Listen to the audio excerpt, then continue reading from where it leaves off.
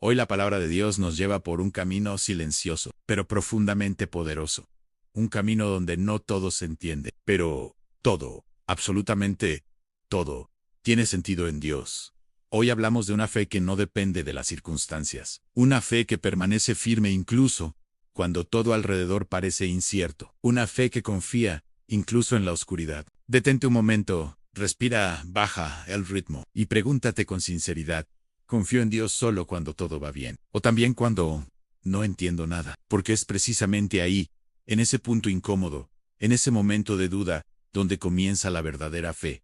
No cuando todo está claro, sino cuando decides creer aunque no lo esté. En la primera lectura Dios le habla al rey David, pero no es una conversación cualquiera. Es una promesa que rompe los límites del tiempo. Una promesa que no se queda en lo inmediato, sino que atraviesa generaciones. Dios le dice que su reino permanecerá para siempre, que su descendencia será firme, que su historia no terminará con él. Imagínate escuchar algo así, una promesa eterna, una seguridad que va más allá de la vida misma. Pero hay un detalle que no podemos ignorar. David no vería todo eso cumplido con sus propios ojos, y aquí encontramos una verdad que incomoda, pero también transforma a Dios. Cumple sus promesas, aunque no siempre en nuestro tiempo ni de la manera que esperamos. Muchas veces queremos resultados rápidos, respuestas inmediatas, señales claras. Queremos entender todo antes de avanzar. Pero Dios trabaja en lo profundo, en lo invisible, en lo que apenas comienza a germinar. Dios no escribe historias cortas, escribe eternidad, y confiar en eso requiere fe. Luego aparece Abraham, presentado por San Pablo como un ejemplo vivo de lo que significa creer de verdad. Y la Escritura nos deja una frase que sacude el alma, esperando contra toda esperanza, creyó. Es una frase que parece contradictoria, casi imposible, porque cuando no hay esperanza, lo lógico es rendirse, detenerse, soltar. Pero Abraham hace lo contrario. Él cree cuando todo parece perdido. Cree cuando su realidad no le da motivos. Cree cuando su cuerpo ya no responde, cuando el tiempo parece agotado, cuando la promesa parece lejana, y sin embargo, decide confiar. Aquí hay una clave que puede cambiar tu vida en la fe.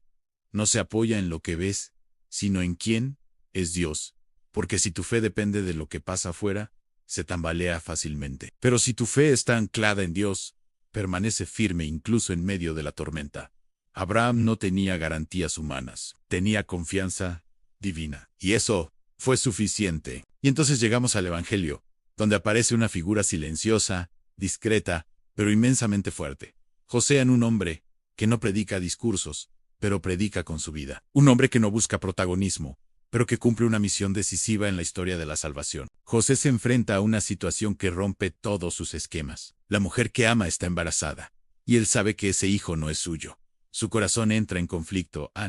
Hay amor, sí, pero también hay desconcierto, tristeza, preguntas sin respuesta. Es un momento profundamente humano. Y sin embargo, José no reacciona con dureza, no se deja llevar por el impulso, no busca dañar, decide actuar con misericordia, decide retirarse en silencio. Y eso ya nos dice mucho de su corazón. Pero justo cuando él está en medio de su incertidumbre, Dios entra en su historia. No lo hace con ruido, no lo hace públicamente, no lo hace de forma espectacular, lo hace en un sueño, en lo íntimo, en lo profundo, en ese lugar donde solo Dios y el alma se encuentran. Y le dice algo que atraviesa los siglos y llega hasta hoy. No tengas miedo, porque el miedo es uno de los mayores obstáculos en nuestra vida espiritual. El miedo paraliza, bloquea, distorsiona, nos hace imaginar escenarios negativos, nos hace dudar, nos hace retroceder. Pero Dios no guía desde el miedo, Dios guía desde la confianza. José recibe una revelación que lo cambia todo. Ese hijo viene de Dios. Ese plan no es humano. Esa historia no es casualidad. Es salvación. Y aquí sucede algo extraordinario.